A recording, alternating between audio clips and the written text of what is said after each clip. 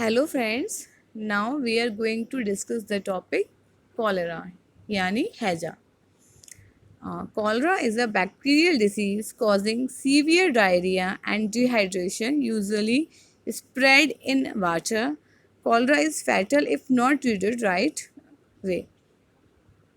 Cholera एक ऐसी बीमारी है जो कि गंदे पानी या हम जो गंदा फूड वगैरह कंज्यूम कर लेते हैं, या स्ट्रीट फूड है या बाहर का कुछ खाना है, तो उसकी वजह से हो जाती है। इसमें सीवियर डायरिया और डिहाइड्रेशन होता है। कॉलरा के causes. Vibrio cholerae, the bacterium that cause cholera.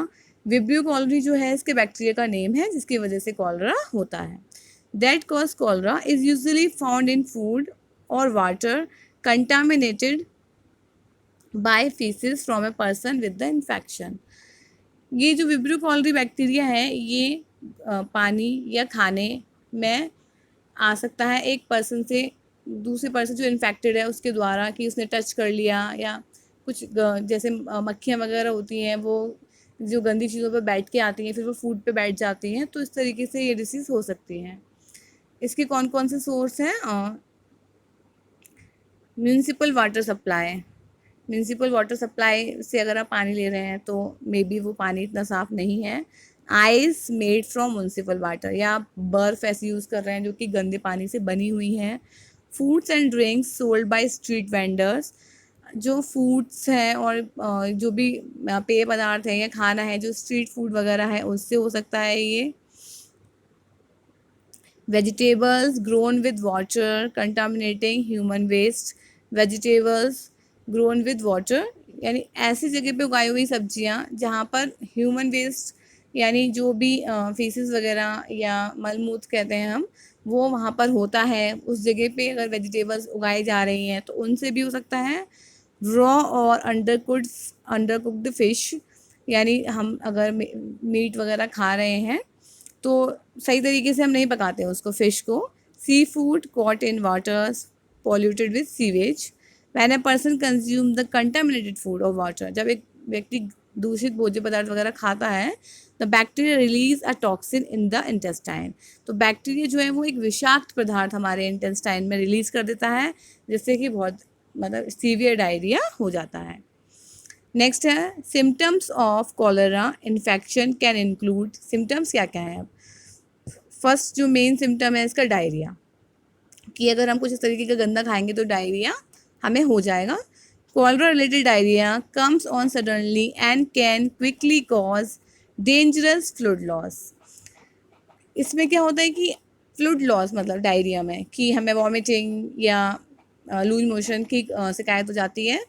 As much as quart an hour, मतलब हर घंटे हम 1 लीटर जो पानी अपनी बॉडी में से निकाल रहे हैं, इस तरीके की डायरिया में कंडीशन में आती है। Diarrhoea due to cholera often has a pale milky appearance that resembles.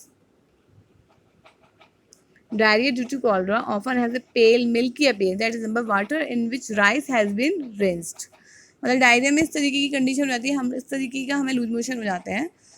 Nausea and vomiting, second symptom है इसका नोजिया एंड वॉमिट, जी मिचलाता रहता है और हमें वॉमिटिंग होती है। Vomiting occur specially in the early stages, यानी आपको जो कॉलरा हो गया है तो शुरुआती दिनों में आपको वॉमिटिंग की शिकायत होगी और कई घंटों तक आपको रहेगी। फिर डिहाइड्रेशन है, क्योंकि हमें डायरिया हो रहा है, लूज मोशन हो रहा है, तो डिहाइड्रेशन तो होना है, होता हो ही जाएगा। फिर dehydration can develop within hours after cholera symptom. Dehydration जो है वो कुछ घंटों बाद ही आपको फील होने लग जाएगा, बिकॉज आपकी बॉडी में से लिक्विड निकल रहा है। Start and range from mild to severe, और डिहाइड्रेशन आपको माइल्ड से लेके सीवियर तक हो सकता है। अ लॉस ऑफ 10% और more of body weight indicate severe dehydration, यानी आपकी बॉडी वेट जो है 10% या उससे ज़्यादा कम हो जा रहा है, तो इसका मतलब है कि आपको सीवियर डिहाइड्रेशन कॉलरा में हो गया है। देन नेक्स्ट है इलेक्ट्रोलाइट इम्बैलेंस। इलेक्ट्रोलाइट जो हमारी बॉडी का इलेक्ट्रोलाइट सिस्टम है उसमें इम्बैलेंस हो जाता है, ये हमारे लिए सीरियस साइन एंड सिम्टम है। उसके बाद हमें क्या सिम्टम आता है? मसल्स क्रैम्प, यानी मसल्स में दर्द। These result from the rapid loss of salt such as sodium chloride and potassium. Muscles cramp क्यों होता है? क्योंकि हमारी बॉडी में से सोडियम, क्लोराइड एंड पोटेशियम का लॉस हो रहा है। हम वॉमिटिंग के थ्रू जो भी वाटर निकाल रहे हैं उससे, इसी वजह से फिर हमें मसल्स क्रैम्प की शिकायत हो जाती है। Next, shock. ये सबसे सीरियस कॉम्प्लिकेशन है डिहाइड्रेशन में। It occurs when low blood volume cause a drop in blood pressure and drop in the amount of oxygen in your body। ये क्यों हो जाता है? जब हमारा जो ब्लड बीपी होता है वो गिर जाता है नीचे, क्योंकि हमारी बॉडी में ऑक्सीजन इतना हम नहीं इनहेल कर पा रहे हैं और डिहाइड्रेशन, डायरिया की वजह से, तो हमें इस तरीके की कंडीशन देती है कि बीपी भी लो होने लग जाता है। अगर हम इसको अनट्रीटेड छोड़ देंगे, सीवियर कंडीशन पे ले जाएंगे, हाइपोवोलेमिक कंडीशन पे ले जाएंगे, तो इस बीमारी से डेथ तक हो सकती है।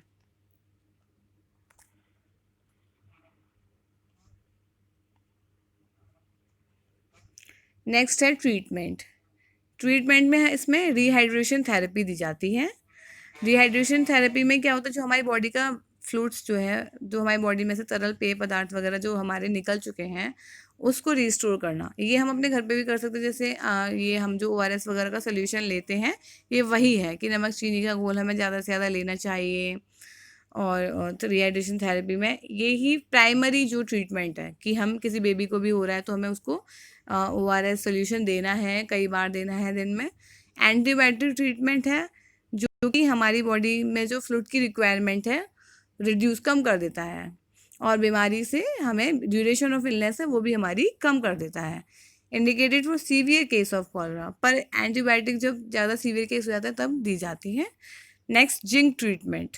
जिंक ट्रीटमेंट भी इसमें हेल्पफुल होता है। कॉलरा के जो बच्चे होते हैं उनको अगर ऐसे सिम्टम देते हैं तो जिंक ट्रीटमेंट यानी जिंक टैबलेट्स आती हैं वो दी जाती हैं।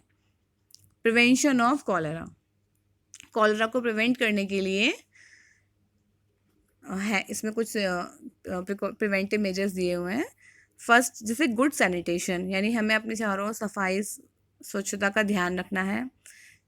Since cholera is most commonly transmitted through drinking water and that is contaminated with infected faces, क्योंकि सबसे ज़्यादा ये पीने के पानी से होता है, तो इसीलिए हमें इसका बहुत ध्यान रखना है कि जो पानी हम पी रहे हैं वो एकदम क्लीन हो, या हम बॉयल करने के बाद ही पिए। In addition to having access to good sanitation system and clean drinking water, people should also wash their hands after using the toilet and before। यानी टॉयलेट का यूज़ करने के बाद आपको हाथ अपने धोने ही हैं, उससे भी, क्योंकि अगर आप गंदे हाथ से भी कुछ खा रहे हैं या पानी वगैरह पी रहे हैं तो भी कॉलरा होने के चांसेस रहते हैं। Surveillance and reporting of all case of cholera, the identification, treatment and isolation of cholera prevents further spreading of the disease. Education of mass population regarding good hygiene and safety practices. Such education can help contain the bacteria and prevent it from spreading. Cholera की vaccine के बारे में बात करेंगे। They are 2 oral cholera vaccine, यानी mouth के through दी जाने वाली 2 कॉलरा की वैक्सीन है। एक है ड्यूकोरॉल एंड सेकंड है Shanchol, that have been license for use in areas where cholera is pandemic, जो वहाँ पे बहुत ज़्यादा दी जाती है जहाँ पे इसको हमने पैंडमिक घोषित कर दिया है। Both vaccine contain whole cell killed bacteria. दोनों ही वैक्सीन में क्या होता है कि ये बैक्टीरिया पूरे सेल को किल कर देती हैं और कॉलरा होने के चांसेस 50% से भी कम कर देती हैं। Dukoral can be used in all age groups. जो ड्यूकोरॉल वैक्सीन है वो सभी एज ग्रुप को दी जा सकती है। To provide short term protection of up to 85 to 90% against Vibrio cholerae, जो कि आपको शॉर्ट टर्म प्रोटेक्शन देती है, मतलब 85 से लेकर 90% तक।